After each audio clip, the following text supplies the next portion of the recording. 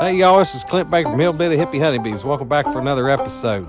Everybody's been asking, how are the bees going to make it through the winter? And another thing they've been asking is, how are you going to make it through this winter storm? Well, we've talked about this in the past. Bees cluster in the wintertime, especially on these very, very cold, below 55-degree days. It's actually a little bit better for the bees to have this cold weather where it's constant cold than it is for it to be an up and down, warm, cold, warm weather.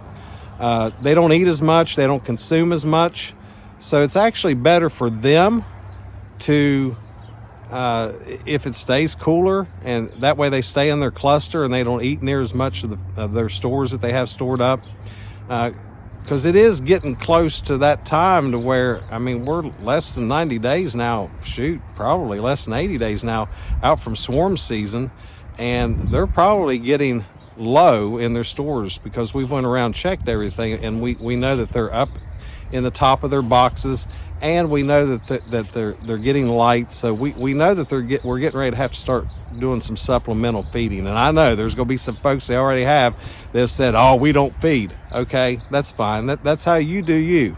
All right, but this is how we beekeep. So do what you need to do to keep your bees alive. We usually get about 20%, I'd say, loss at the end of our winter months here in West Virginia with our bees, and so that's pretty good. We expect that. So anything above that, we feel that we're doing a great job at keeping bees. But anyway, so don't break the clusters, don't open the boxes. We don't insulate, as you can see. We feel that they do a great job on their own.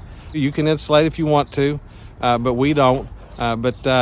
Just, they're ready. Just leave them alone. You may want to go out after the ice storm goes through and after the snowstorm goes through and clear the fronts of the beehive off. That way they can get in and out when it does start warming up a little bit.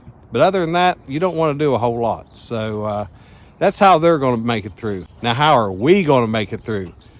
So this is how we're going to make it through. This is our hot infused honey that we make at Hillbilly Hippie Honeybees. We infuse hot and spicy, and we infuse cinnamon honey. We also infuse some pumpkin spice honey. We're going to do some other infusions this year, but this spicy honey is really good, or hot honey. We call it Fire on the Mountain, and if you read there in the fine print, it says, "This ain't for city slickers."